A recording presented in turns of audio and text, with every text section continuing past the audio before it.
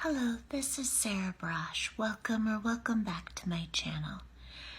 So I wanted to talk about how I just realized I wanted to talk about my legal fund. I just realized that I have spent, well, not me personally, but I have spent $25,000. $25,000 on attorney's fees, and I haven't even sued anyone yet. Haven't sued Yale yet. Haven't sued anyone. Haven't sued the ACLU. Haven't sued the New York Times. Haven't sued CNN. Haven't sued anyone yet. So $10,000 of that was paid by my surrogate dads, and that was for my then attorney to stop Yale from wrongfully expelling me, which she was successful in doing.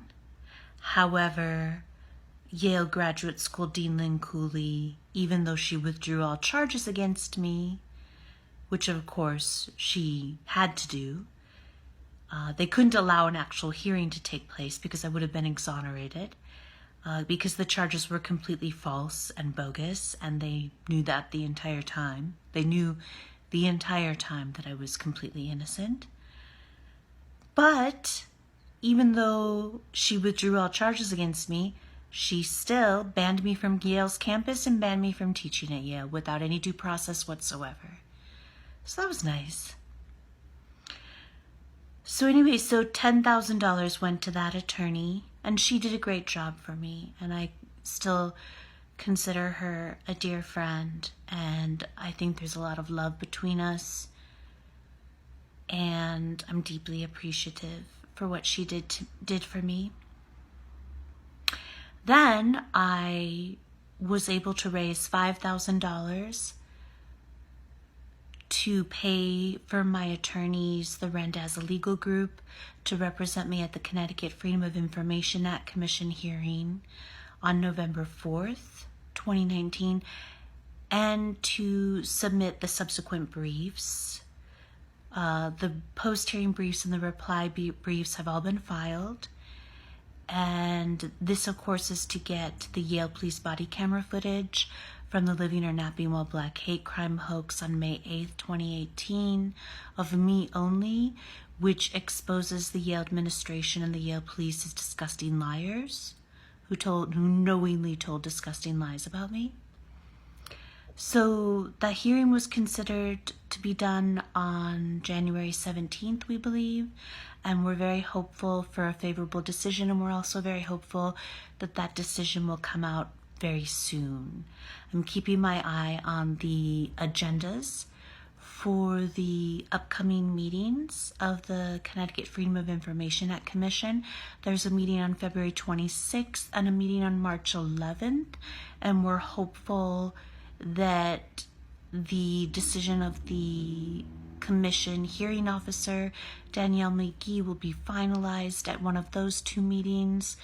And of course, we're hopeful, very hopeful for a favorable decision.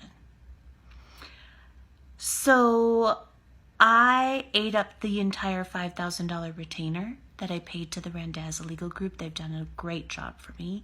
Wonderful, wonderful job for me. And that was eaten up, I think, by the end of December 2019. But they continued to work for me, not free of charge. I just wasn't paying them immediately. But I was racking up attorney's fees, and they were working very hard on the briefs, which they've submitted. So I have good news, which is that recently someone made just a wonderful, amazing, beautiful donation to my legal fund of $10,000. However, I had already racked up attorney's fees with the Randa as a legal group for almost that amount. So I'm basically back to zero in terms of my legal fund, and there is more work to be done by the Randa as a legal group.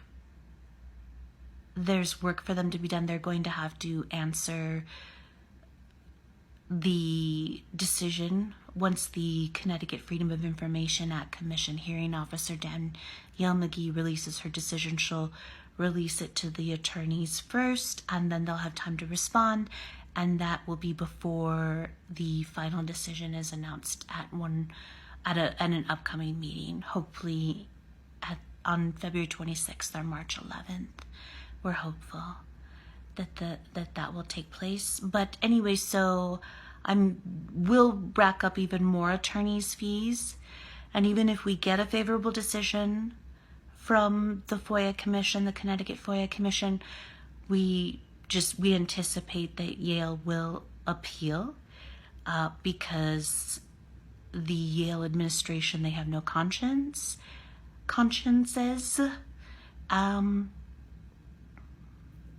and they don't seem to have any issue with driving an innocent graduate student to suicide, destroying her lifelong human and civil rights, academic and legal careers.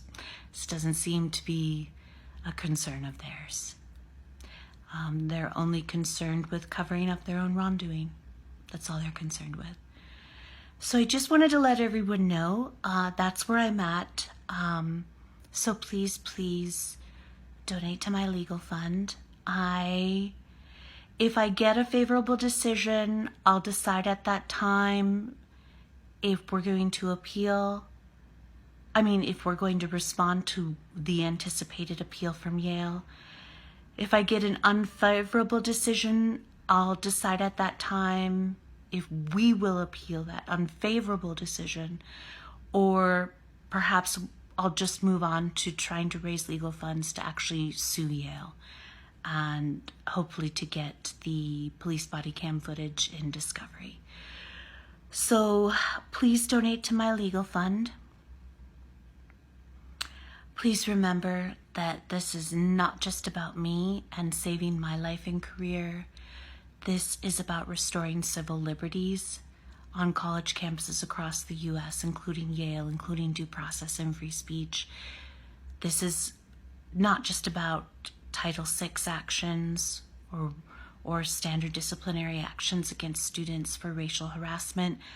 This is about Title IX actions as well. This is about restoring civil liberties for accused students and faculty on campuses across the U.S. And this is also about stopping the moral outrage industry, stopping the moral outrage industry from destroying one more innocent life and career, from getting one more innocent person killed. We have to stop them. This is unacceptable. If this can happen to me, an entirely innocent, lifelong human and civil rights activist, it can happen to you, it can happen to anyone. I never could have imagined in a million years that something like this could have happened to me. So please support me. Please donate to my legal fund. It would mean the absolute world to me. It would mean everything to me. And I will never stop fighting for justice and for light and truth. Never. I promise. I promise, especially the families of those who have already killed themselves because they couldn't handle it. I know I'm on a God-given and guided path, and I'm being guided by my beautiful red-haired guardian angel brothers, Aaron and Jacob, and I know that I was meant to endure and survive this nightmare so that I can make positive changes in the world, and so I can make sure that this never happens to anyone else. So please support me. Please support me. Please donate to my legal fund. Please subscribe to my YouTube channel. It would mean the absolute world to me.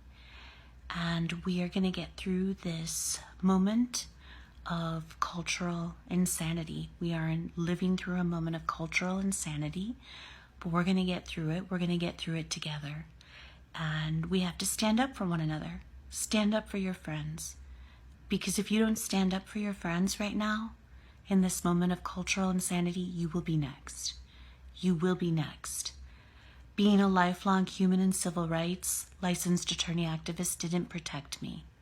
It didn't protect me, and it won't protect you either. Okay. I love you all so much. Thank you so much for everything. And I'll talk to you soon. Bye.